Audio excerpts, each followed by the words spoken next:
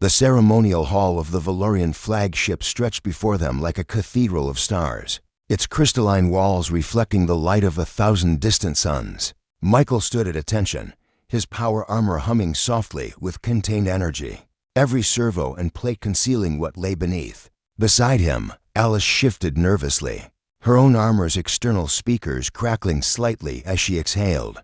They were the last two human soldiers in a war that had consumed galaxies. "You will address Princess Zylara with proper deference," the Valorian escort hissed, its translator rendering the words in clipped, hostile tones. "She has granted you the honor of surrender in person."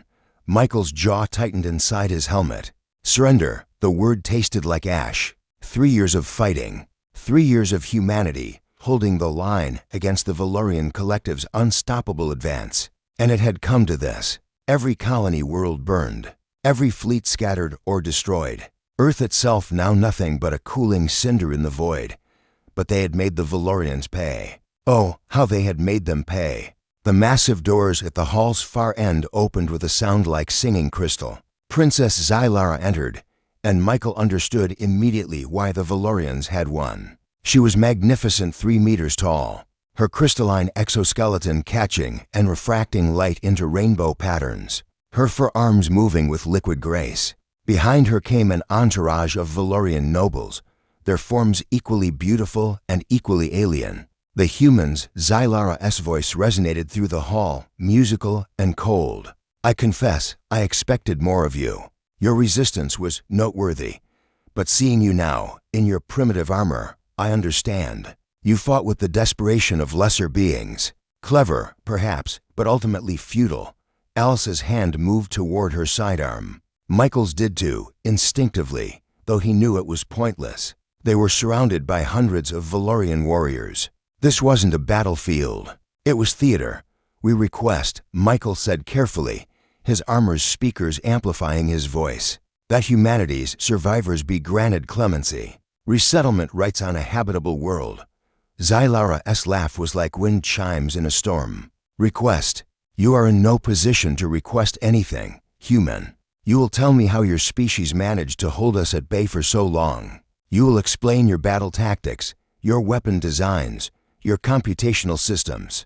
And then, perhaps, I will consider allowing your scattered refugees to live as servants." The humiliation was intentional, Michael knew. The Valorians didn't just conquer, they dominated, psychologically and physically.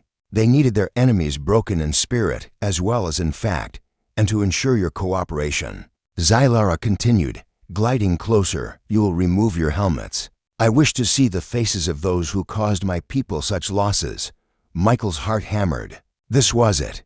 The moment he dreaded since they'd agreed to this meeting. "Your Highness," one of the Valorian advisors murmured, "is that wise? We know little of human biology." Silence. Zylara's eyes compound and multifaceted fixed on Michael. "Remove your helmets." Alice looked at Michael. Through their private comm channel, her voice came through, tight with fear. "Mike, if we do this, we don't have a choice," he replied quietly. Together, they reached up. The helmet seals hissed, pressure equalizing. Michael lifted the armored shell from his head, and beside him, Alice did the same. The reaction was instantaneous. The Valorian escort stumbled backward, its crystalline face shifting colors rapidly, the alien equivalent of shock. Gasps echoed through the hall. Several nobles actually fled, their footsteps clattering against the polished floor. Princess Zylara stood frozen, her forearms suddenly rigid, because she was looking at their faces, their soft, unarmored faces, their exposed skin and fragile features, the biological vulnerability of pure flesh. Zylara's voice lost its musical quality, becoming something raw and primal. "You have no natural armor, no exoskeleton, no hardened carapace." Michael met her gaze steadily. "No, Your Highness. We don't." "Then how?" The princess's composure cracked further. "How did you fight us?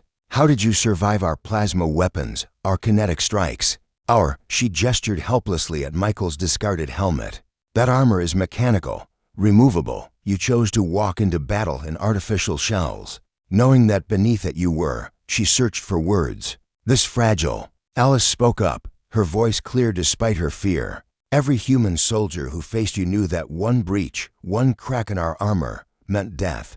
We had no scales to fall back on, no natural plating, no secondary defense. Just skin and bone and blood. Impossible, one of the Valorian nobles whispered. No species would fight so fiercely with such vulnerability. The psychological cost alone, that's why we fought so fiercely, Michael interrupted. Because we had everything to lose. Every battle was existential.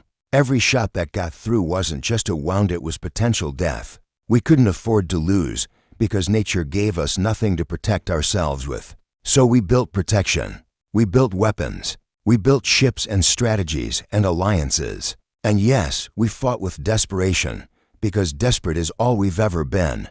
Zylara moved closer, and Michael forced himself not to step back. Her massive form towered over him, and he could see himself reflected in her compound eyes, small, soft, ridiculously fragile.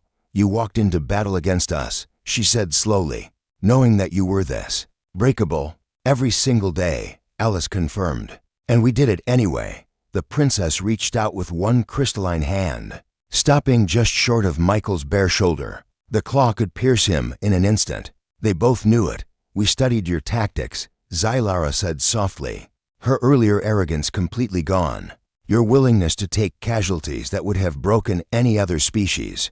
Your soldiers who held positions long after retreat was logical. We thought you were simply, she paused. We thought you lacked the intelligence to know when you were beaten. We knew, Michael said. We just refused to accept it. A long silence filled the hall. The Valorian nobles watched their princess, uncertain. The power dynamic had shifted in some fundamental way that Michael couldn't quite identify. Finally, Zylara lowered her hand. You will have your habitable world, she said. 3 worlds, in fact, with full autonomy. And we will establish a permanent peace accord. Michael's breath caught. Your Highness, we have conquered 200 species, the princess said, her voice carrying a new note: respect, perhaps, or fear. Every one of them had natural advantages we had to overcome. Armored hides, toxic biology, environmental adaptations. But you, she gestured at their exposed faces. You had nothing but your minds and your courage, and you nearly destroyed us anyway. The Valorian Collective does not make war on species that fight like yours. We make alliances with them.